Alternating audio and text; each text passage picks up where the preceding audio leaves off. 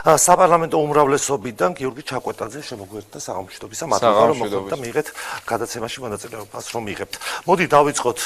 ვინაიდან აჭარის ტელევიზიაში ვიმყოფებით დღეს აჭარის ავტონომიური რესპუბლიკის ახალ თავმჯდომარეს ნდობა გამოუცხადა ხო უმაღლესმა საბჭომ შემდეგ იყო პრეზიდენტი და პრემიერი ჩასული წარუდგინეს ადგილობრივ ხელისუფლებას თქვენი შეფასება აი ამ პროცესის როგორი არის რა ხდება კიდევ ერთხელ მოგესალმებით მადლობას გიხდით მოწვევისთვის მთელ საქართველოს ულოცავ ხარების ბრწყინვალე დღესასწაულს ძალიან დიდი დღესასწაული არის და მთელი გულით ყველას გილოცავ თქვენ პირადად და გისურვებთ წარმატებებს რაც შეეხება ცვლილებებს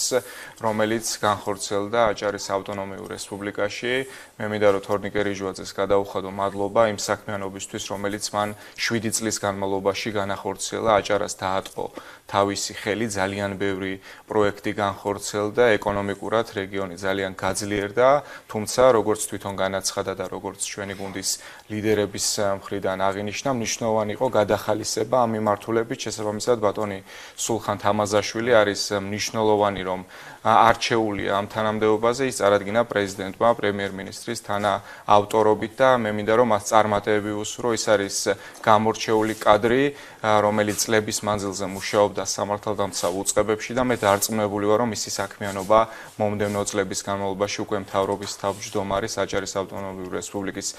მთავრობის თავმჯდომარის პოსტზე იქნება ძალიან ნაყოფიერი და ამ ტელევიზიიდან განსაკუთრებით მინდა რომ მას წარმატებები უსურვო ნახე რომ მინისტრთა კაბინეტი არის უცვლელი ის დაიწყებს და განახორციელებს ყველა იმ პროექტს რომელსაც ჩათვლის საჭიროდ რა თქმა უნდა შესაბამის არჩეული ხელისუფლების წარმომადგენლებთან ერთად რომელიც რეგიონში ძალიან გამორჩეული ლიდერები გვყავს ძალიან ბევრი შეიქმნა ახალი სამინისტრო ხდება გადახალისება ვთქვათ კადრების შეცვლა როტაცია ასე ვთქვათ სხვადასხვა ეს იმას ხომ არ ნიშნავს რომ ხელისუფლება შედის უკვე პრაქტიკულად არჩევნებში ის საკადრო ცვლილებები რომლებიც განხორციელდა გასული დღეების მანძილზე არის ასევე მნიშვნელოვანი ბატონი გრიგოლ ლილუაშვილი იყო გამორჩეული იმ თანამდებობაზე რომელზეც ის მუშაობდა და მე დარწმუნებული ვარ რომ მისი საქმიანობა სხვა მიმართულებით აქტიურად გაგრძელდება რაც შეეხება ანრიო ხანაშვილს ის ჩემი კოლეგა იყო წინამოწვევის საკრებულოში მას ძალიან კარგად ვიცნობ როგორც წარმატებული იურისტს როგორც გამორჩეულ საჯარო მოხელეს და უკვე სახელმწიფო უსაფრთხოების სამსახურის ხელმძღვანელის პოზიციიდან მისი როგორც პატრიოტი ადამიანის სულისკვეთება იქნება მნიშვნელოვანი იმ საქმიანობისთვის რომელიც მან უნდა განახორციელოს სამსახურთან ერთად ასევე მნიშვნელოვანია რა თქმა უნდა ცალკე სამინისტროს შექმნა პრემიერ-მინისტრის მხრიდან არაერთხელ ყოფილა აღნიშნული იმასთან დაკავშირებით თუ რამდენად აუცილებელი არის რეგიონების გაძლიერება შესაბამისად უკვე ერთიანი სამინისტროსგან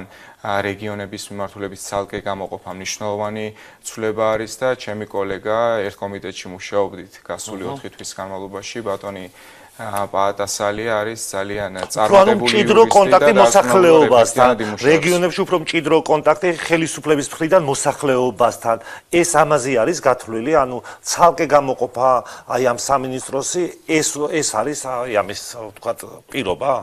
რეგიონული განვითარების და ინფრასტრუქტურის სამინისტროს ჰქონდა არაერთი დიდი პროექტი რომელიც მან წარმატებით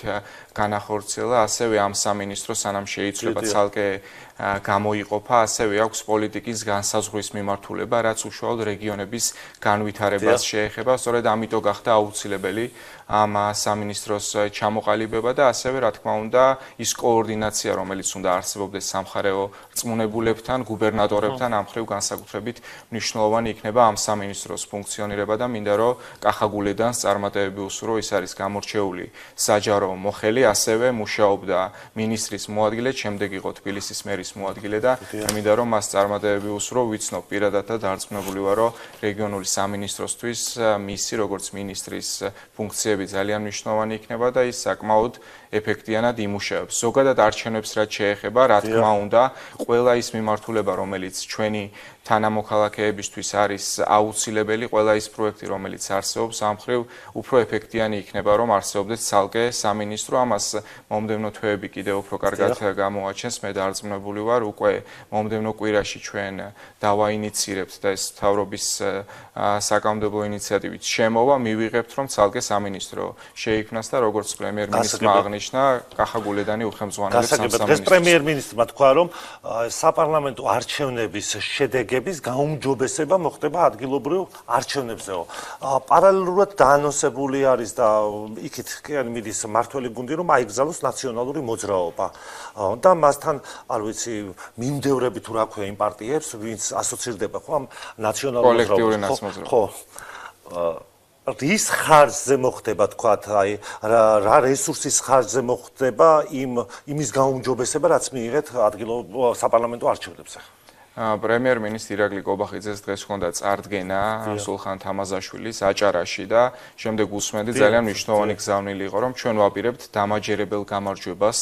64-ვე მუნიციპალიტეტში, ვაპირებთ რომ მოვიგოთ როგორც მერების არჩევნები, ისე საკრებულოების არჩევნები 26 ოქტომბერს რა მხარდაჭერაც ჰქონდა ჩვენი მოქალაქეების მხრიდან, აუცილებელი არის რომ კიდევ უფრო გავაუმჯობესოთ ეს შედეგი. ზოგადად კოლექტიური ნაცმოძრაობა ისეთ აკრძალული არის ჩვენი საზოგადოების მხრიდან, ამ ყველაფერს სჭირდება სამართლებრივი კვალიფიკაცია. ამის გამო არის შექმნილი საგამოძიებო კომისია პარლამენტში, რომელსაც გარკვეული ეს ჯგუფები უცხადებენ ბოიკოტს, თუმცა აუცილებელი არის რომ არსებობდეს კვალიფიკაცია იმ დანაშაულებრივი რეჟიმის კუთხით და შესაბამისად თუ კი რომელიმე პარტია ჩაჯდება ამ კრიტერიუმებში, რა თქმა უნდა, მას შეეზღუდება ის საქმიანობა, რომელსაც წლების განმავლობაში ახორციელებს. ბატონ გიორგი, აი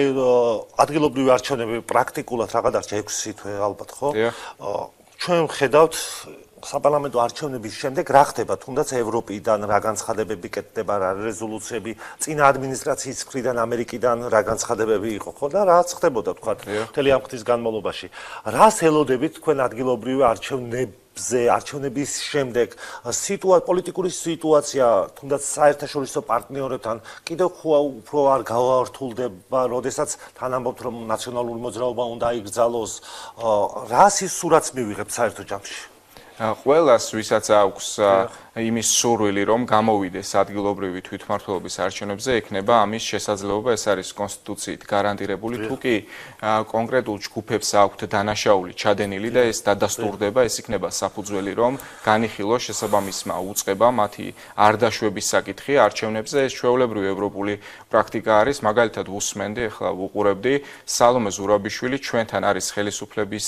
ოპოზიციაში და საფრანგეთში იყო ჩასული და იქ უკვე სამთავრობო აქციაზე გამოვიდა სიტყვით. ეს გალბატონის საერთოდ ცალკე შემთხვევა არის, მაგრამ მაგალითად საფრანგეთი რომ ავიღოთ, ხო, ერთ-ერთი წამყვანი ლიდერი, ვინც იყო ოპოზიციის, არის დაკავებული. აქ განსაკუთრებული არაფერი არ ხდება, საქართველო არის დემოკრატიული ქვეყანა, შესაბამისად ჩვენ გვაქვს უფლება რომ გქონდეს ისეთი კანონები, როგორიც აქვს მაგალითად ამერიკის შეერთებულ შტატებს და არავისგან გამონაკლისი არ უნდა ვიყოთ. ის რაც შეიძლება ამერიკის შეერთებულ შტატებში რომ არსებობდეს კანონის სახით, შეიძლება რომ ჩვენთანაც არსებობდეს. ანიმი როტაცია ამბობდა რომ თუნდაც აი ეს მედიის შესახებ კანონთან დაკავშირებით, რომ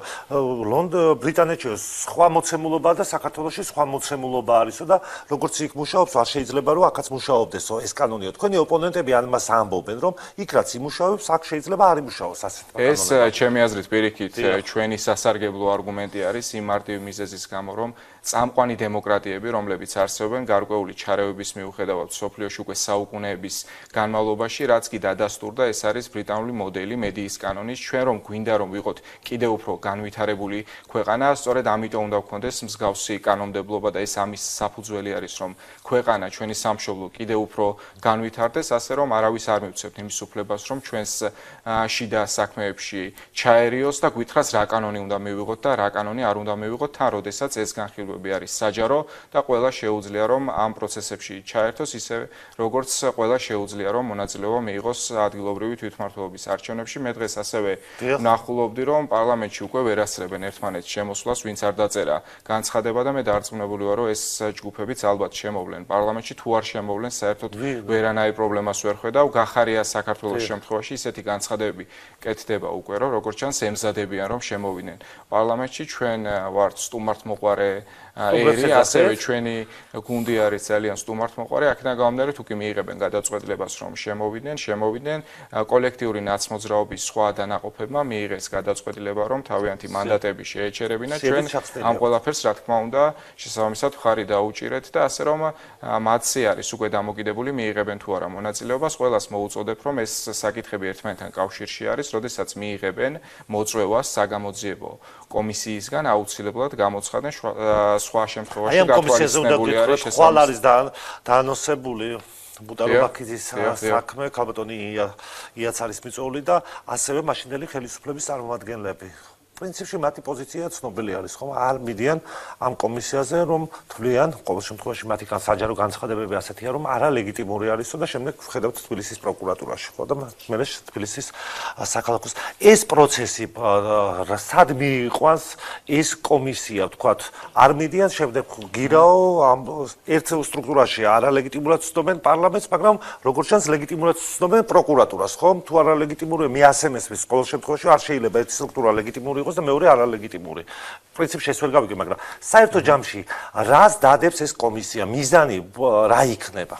აბსოლუტურად გეთანხმებით, თუ კი აღიარებენ პროკურატურას, ამ შემთხვევაში პარლამენტიც უნდა აღიარონ, თუმცა თუ არ აღიარებენ პარლამენტს ან თვითმმართველობის არჩევნებს, საერთოდ პარლამენტის დამტკიცებულია პროკურორის, ხო გენერალური. გეთანხმებით, საერთოდ ვერანაირ პრობლემას ვერ ხედავ, პარლამენტში ირდება ქართული საზოგადოების ლეგიტიმაცია, რაც დადასტურებული არის 1,100,000-ზე მეტი ჩვენი თანამოქალაქის ნებით, გამოხატული ნებით, რომლის მოპარვაც გადაწყვიტა კოლექტიურმა ნაცმოძრაობამ და ჩვენ ეს ყველაფერი არ დაუშვით, მათი პატრონების დაკვეთით ხორციელდებოდა ეს ბოლო წლების განმავლობაში, მათ შორის 2024 წლის საპარლამენტო არჩევნებზე და ჩვენ ეს ყველაფერი არ დაუშვით, თუ კი არ გამოცხადებიან ასევე სხვა პირები საგამოძიებო კომისიაზე, ამ ყველაფერთან დაკავშირებით არსებობს შესაბამისი მუხლი, რომელიც გულისხმობს იმას, რომ კანონიერი მოთხოვნა, რაც არის საგამოძიებო კომისიის, ამის დაუმორჩილებლობა არის სისხლის სამართლის დანაშაული. ეს მათი გადასაწყვეტი არის, ეს ხალხი როგორც ეპყრობოდა კანონს ხელისუფლებაში ყოფნის დროს, ზუსტად ანალოგიურად ეპყრობა კანონს უკვე ოპოზიციაში ყოფნის დროსაც და ამიტომ ვამბობთ, რომ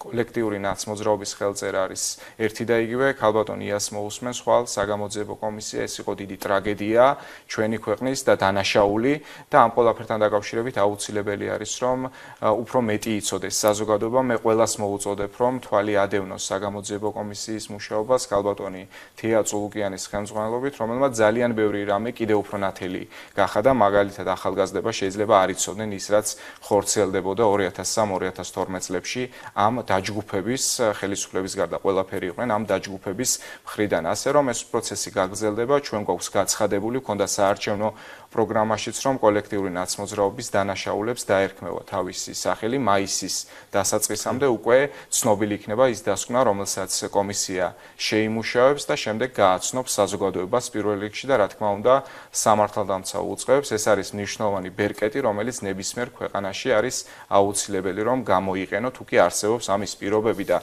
რაც ხდებოდა 2012 წლამდე და ხშირ შემთხვევაში გავახანგრძლივეთ კიდეც ამ კომისიის მანდატი, რაც მტრული დამოკიდებულება აქვს ამ ჯგუფებს 2012 წლის შემდეგაც, ეს ყველაფერი კიდევ უფრო ნათელი გახდება. მადლობა ბატონო გიორგი, რომ მოხვედით და მიიღეთ გადაცემაში მონაწილეობა.